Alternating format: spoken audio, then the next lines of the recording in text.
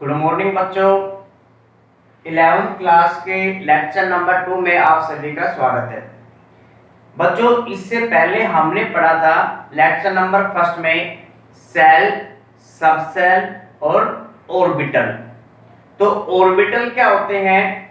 Orbital किसी भी nucleus के चारों ओर वह 3D पार्ट जहां पे इलेक्ट्रॉन पाए जाने की जो टेंडेंसी होती है वो मैक्सिमम होती है, यानी कि इलेक्ट्रॉन पाए जाने की जो प्रायिकता है वो सबसे अधिक होती है, उसको क्या कहते हैं? ऑर्बिटल कहते हैं। और ऑर्बिटल को हमने किससे रिप्रेजेंट किया था? साइन से रिप्रेजेंट किया था।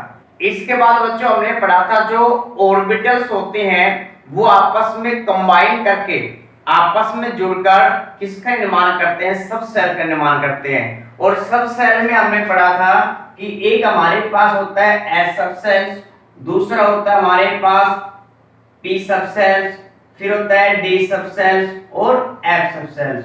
तो ये सारे के सारे क्या होते हैं? सब सेल्स होते हैं। तो बच्चों, आज के लेक्चर में हम पढ़ेंगे अबाउ प्रिंसिपल, यानी कि ये जो प्रिंसिपल है इसकी सहायता से हम किसी भी सब सेल में इलेक्ट्रॉन को भरते हैं।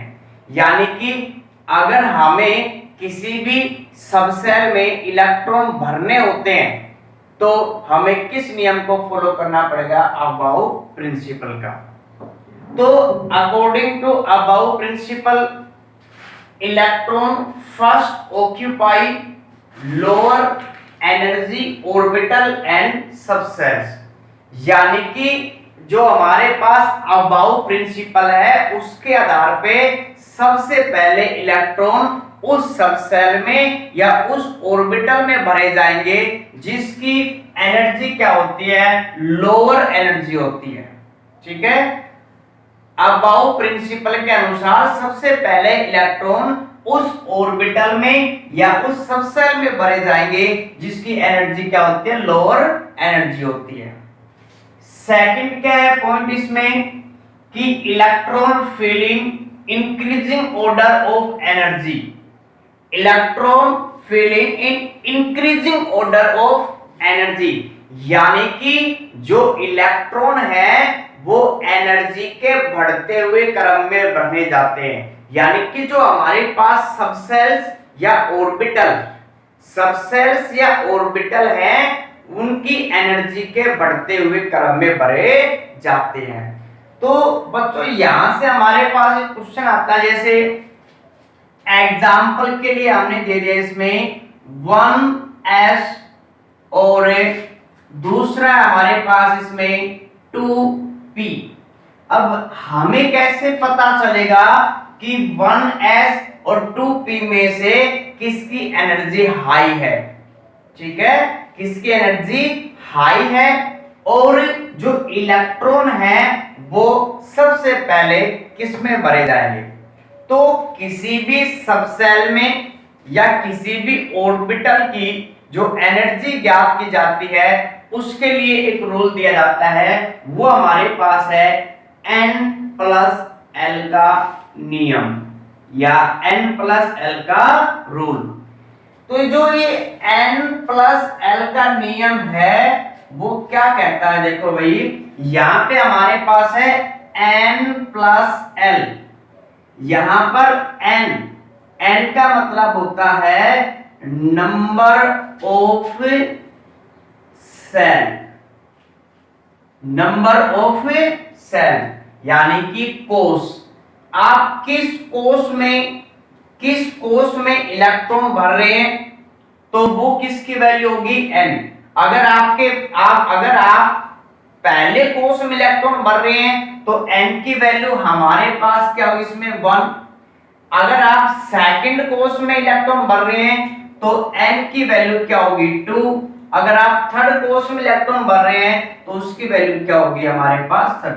यानी कि जैसे जैसे अगर आप जिस कोष में इलेक्ट्रॉन को फिल करोगे, जिस कोष में आप इलेक्ट्रॉन को भरोगे तो वो वैल्यू क्या होगी? इसमें N की वैल्यू होगी। ठीक है, नेक्स्ट हमारे पास है L। तो ये हमारे पास है क्वांटम संख्याएं होती हैं जो नेक्स्ट लेक्चर में पढ़ेंगे, लेकिन आपको सिर्फ इस समय इनकी वैल्यू बता दी जाती है। तो जो हमारे पास L है, तो सब सेल्स कौन से होते हैं? एक S सब सेल होता है, एक P सब सेल, एक D सब सेल और F सब सेल। जो सब सेल हैं उनके लिए जो L की वैल्यू, जो S है उसके लिए L की वैल्यू होती है क्या? शून्य होती है, 0 होती है। और जो P सब सेल है उसके लिए L की वैल्यू 1 होती है, D सब सेल के लिए L की वैल्यू 2 होती है और F सब सेल के लिए N की वैल्यू क्या होती है? 3 होती है। तो बच्चों इलेक्ट्रॉन बढ़ते समय फर्स्ट हमें फॉलो करना है अबाउ प्रिंसिपल्स। ये प्रिंसिपल क्या कहता है कि इलेक्ट्रॉन फर्स्ट ऑक्यूपाई इन लोअर एनर्जी ऑर्बिटल, मतलब सबसे पहले जो इलेक्ट्रॉन है वो कम ऊर्जा वाले कोश में, उपकोश में या कक्षक में भरे जाते हैं। फिर नेक्स्ट पॉइंट क्या है? Electron filling increasing order of energy के बढ़ते हुए क्रम में किसके?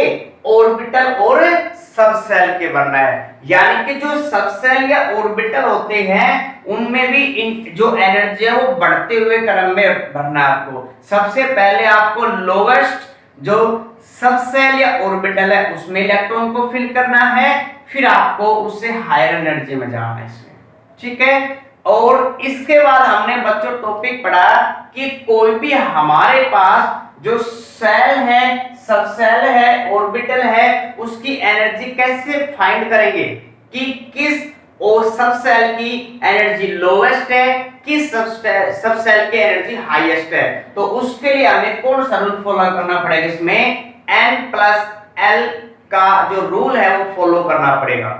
तो N का मतलब होता है नंबर ऑफ सब सेल या नंबर ऑफ सेल कह सकते हैं। तो N का मतलब होता है नंबर ऑफ सेल होता है बच्चों, नंबर ऑफ सेल होता है, जिसको इसमें अगर आपके पास फर्स्ट के लिए बात कर रहे हैं तो N की वैल्यू क्या होगी? फर्स्ट। अगर आप सेकंड सेल के लिए बात कर रहे हैं तो N की वैल्यू क्या होगी? 2। अगर आप थर्ड सेल के लिए बात कर रहे हैं तो N की वैल्यू क्या होगी? 3। नेक्स्ट है L। L का मतलब हमारे पास S के लिए L की वैल्यू क्या होगी? 0। P के लिए L की वैल्यू क्या होगी? 1। D के लिए L की वैल्यू क्या होगी? 2 और F के लिए L की वैल्यू क्या होगी? इसमें 3। अब हम बात करते हैं एग्जाम्पल की, एक एग्जाम्पल के थ्रू समझते हैं इसमें। जैसे हमारे पास इसमें लिख रखा है 2s और 2p। अगर इन दोनों की बात करें, अगर हमें इलेक्ट्रॉन भरना है तो सबसे पहले हमें ये देखना पड़ेगा इन दोनों में से किसकी एनर्जी हाई है, किसकी एनर्जी लो है। तो किसको फॉलो करेंगे? N+L के रूल को। तो यहाँ पे लगाया हमने N+L का रूल। इसमें N का मतलब होता है नंबर ऑफ सेल। तो ये जो आगे संख्या लिखी होती है बच्चों, S या P, किसी भी सब सेल के आगे वो किसको रिप्रेजेंट करती है? सेल को। जैसे हमने यहाँ पे लिख दिया 4p, तो 4p का मतलब है जो p सब सेल है वो कौन से सेल का है? 4 सेल का है, ठीक है। कौन से कक्षा का है? कौन से कोष का है?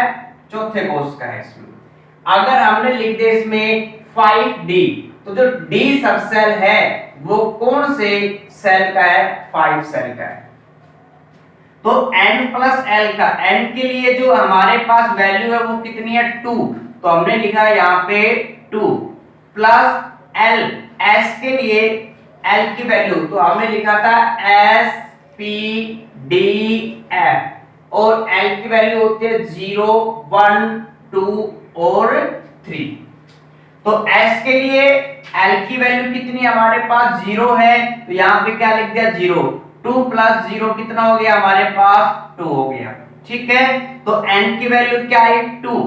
इसी प्रकार 2p के लिए हम बात करते हैं इसकी एनर्जी के लिए, N+L का नियम इसमें। तो N+L का नियम लगाएंगे। N का मतलब होता है नंबर ऑफ सेल्स, कितने हमारे पास है 2, तो n की वैल्यू क्या आ गई 2।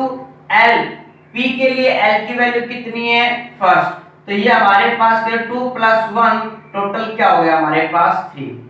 तो n + l का मान 2s के लिए कितना आया हमारे पास में 2 आया है, और 2p के लिए क्या है इसमें 3। तो n + l का मान कम होगा तो उसकी एनर्जी भी क्या होगी कम। यही हमारे पास n + l का नियम है कि जो हमारे पास कोई भी सबसेल है उसकी एनर्जी डायरेक्टली प्रोपोर्शनल होती है n + l की वैल्यू के, यानी कि जितनी ज्यादा n + l का मान होगा उसकी एनर्जी उतनी ही क्या होगी हाई। तो यहां से हम फर्स्ट कह सकते हैं कि जो 2s है उसकी एनर्जी कम है, किससे कम है कि 2p से। अगर आप इलेक्ट्रॉन भरोगे तो सबसे पहले आप किस में भरोगे 2s में भरोगे, और फिर आप किस में भरोगे 2p में। तो बच्चों इसके बाद हम पढ़ते हैं इसमें कि इससे पहले वाले लेक्चर में पढ़ा था कि जो फर्स्ट सेल है उसमें केवल एक सबसेल होता है, और वो कौन सा होता है 1s। और जो सेकंड सेल है उसमें दो सबसेल होते हैं, एक होता है हमारे पास 2s और 2p। थर्ड जो हमारे पास सेल है उसमें तीन सबसेल होंगे 3s 3p 3d। अब ये जो सेल है हमें क्या करना है, इसमें को इंक्रीजिंग और की जो एनर्जी है उसके बढ़ते हुए क्रम में इनको व्यवस्थित करना है। तो अब बाउ प्रिंसिपल का नियम यही है कि इलेक्ट्रॉन्स होते हैं वो एनर्जी के बढ़ते हुए क्रम में भरने चाहिए। तो सबसे पहले हम फाइंड करते हैं इनकी सभी की एनर्जी। किसी भी सेल की एनर्जी फाइंड करने के लिए हम किस रूल को फॉलो करते हैं n + l के रूल को फॉलो करते हैं। तो यहां से लिए इसमें n का मतलब नंबर ऑफ सेल होते हैं, तो n के लिए वैल्यू कितनी है यहाँ पे 1, और l के लिए s की वैल्यू कितनी होती है 0, तो n + l का मान कितना है हमारे पास 1 आया। इसी प्रकार 2s की अगर हम बात करते हैं तो n की वैल्यू कितनी आई हमारे पास 2, और s की वैल्यू कितनी होती है 0, तो 2 + 0 कितनी आ गई 2, यानी कि 2s के लिए n + l का मान कितना है हमारे पास 2 है। नेक्स्ट हमारे पास 2p के लिए n का मतलब नंबर ऑफ सेल कितने हमारे पास 2, तो n की वैल्यू क्या आ गई 2, और p की अगर हम बात करें तो l की वैल्यू होती है कितनी 1। इसमें टोटल क्या है 2 + 1 के टोटल क्या है इसमें 3। 3s की अगर हम बात करें तो 3s में n के लिए n की जो वैल्यू है वो कितनी हमारे पास है 3 है, और l की वैल्यू कितनी है 0, तो ये भी क्या आ गया 3।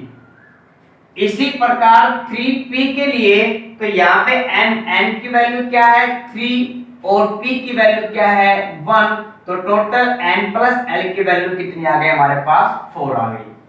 इसी प्रकार 3d के लिए n की वैल्यू क्या है 3, और d के लिए जो l की वैल्यू होती है वो होती है 2, तो 2 + 3 टोटल कितने आ गए हमारे पास 5।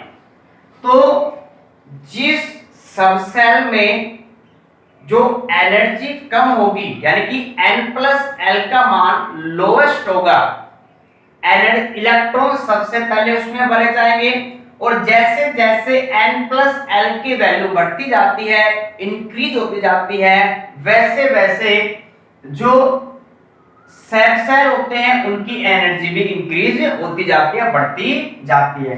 तो इन सभी में से सबसे जो कम n+ वैल्यू है वो किस सबसेल के लिए है 1 है ना, किसके लिए 1s के लिए, तो 1s की एनर्जी सबसे कम है, ठीक है, सबसे क्या है कम है। उसके बाद नेक्स्ट हमारे पास 2 है, n + l की वैल्यू 2 है, तो ये किसके लिए 2s। उससे अधिक जो एनर्जी है वो किसकी है 2s की है। अब बच्चों यहां पे अगर आपको दिखाई दे रहा होगा इसमें कि 2p और 3s इन दोनों की वैल्यू क्या है, सेम। तो अगर आपको ये समझ में आ रहा हो कि सर क्या इनकी एनर्जी समान है, तो इनकी एनर्जी इक्वल नहीं है, इनकी एनर्जी इक्वल नहीं है। अब बच्चों यहां से नेक्स्ट रूल आता है हमारे पास में कि अगर किसी दो सबसेल के लिए n प्लस एल की वैल्यू इक्वल आती है, इक्वल आती है, तो जिस सबसेल में n का मान क्या होगा, कम या क्या होगा, लोएस्ट होगा, उसकी एनर्जी भी क्या होगी, कम। और जिस सबसेल के लिए n की वैल्यू अधिक होगी तो उसकी एनर्जी भी क्या होगी, अधिक होगी। अगर आपके पास दो सबसेल हैं, अगर उनके लिए n प्लस एल की जो वैल्यू है वो सेम आती है, तो इसका मतलब ये नहीं है कि उनकी एनर्जी भी सेम है।